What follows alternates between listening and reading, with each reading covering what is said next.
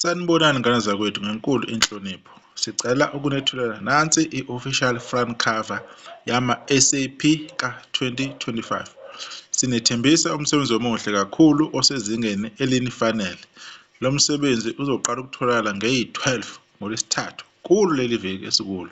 Sicela uthando lwenu, bathandi bomculo. Njengoba nathi sinikhombisile ukubaluleka kwenu kithi, njengoba sikwazile ukufeza iphupho lenu ngokuhlangana, sasebenza ndawonye nocela simnike sanenzela lolu lozolo lomsebenzi. Siyabonga. Aphinde babuya-ke futhi laphana ama-SAP athi, sanibonani ngane zakwethu, sicela ukunethulela nanti uhlobo lwezingoma zama-SAP ezizophuma kusasa ebusuku ngo-12. Sicela nilindele ulozolo lomsebenzi, ngeke ungayitholi eyakho kulezi eziwu-13. Ngiyakwethembisa. Sanibonani, siyanibingelela. Indofire Soweto TV le, njengoba sike senza-ke ividiyo mayelana nomsebenzi omusha ozophuma ama-SAP lapho kubaba u-Ali Mguba amemezela khona ukuthi-ke sebelungisile whatever lokho okwenzakalile okwenza ukuthi ubaba ucela aqhele eqenjini lama-SAP. Sebephinde wabuya-ke njengoba abalandeli abaningi kade befisa-ke ukuthi-ke kube kanjalo. Iy'ngoma-ke njengoba zikanje ziwu-13 sizoyifunda-ke ukuhlalaza ukuthi zime kanjani.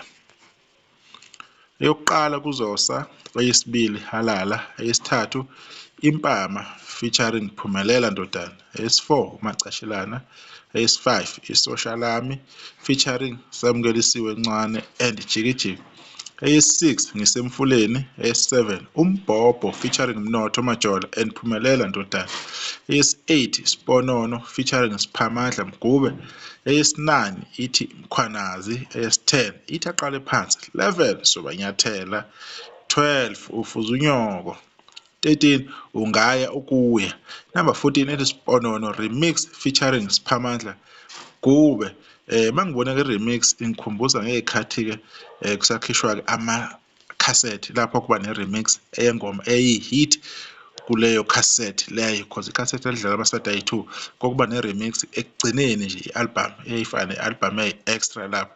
Kodwa-ke uma sesibuyela-ke kule ndaba-ke yalo msebenzi wama-SAP, usuphumile-ke umsebenzi, sewu-right, konke-ke sekufakiwe na-online. Sekusele nje ukuthi-ke isikhathi esisethiwe oku-12 ebusuku umsebenzi-ke bewudedele official kuma-online digital platform abanjengo-YouTube, Spotify, Deezer, Amazon, ney'ndawo ey'ningi-ke lapho abafake khona umculo wabo. Sibabongele ukuthi-ke bakwazile ukuthi bephinde betholane ekuphileni kwabo, kungabikho izinto ezimbi sey'velile komunye bephinde behlangane bezoshaya ingoma, okuyiyona nto vele sifuna ukuyibona emculo kamaskandi, ukuthi-ke akushaywe ingoma, kwehle ukukhuluma, ingoma ibe ngaphezulu. Bekuyilokho-ke sizokubika njengamanje-ke ngalezi nsizwa-ke esey'khulile nokho-ke indima kamaskandi kade-ke zayibamba. Ama-SAP asekhulile, kuney'ngoma ey'ningi ezinhle azenzile, bedlala kakhulu emsakazweni, especially imsakazo enjengoKhozi FM. Nibapheke i-support njengoba nihlale nibapha-ke nabanye abantu nibakhombise nothando-ke emsebenzini wabo omusha abazowukhipha. Ngiyabonga ithuba nisalahle, isiyoduma nokuzayo.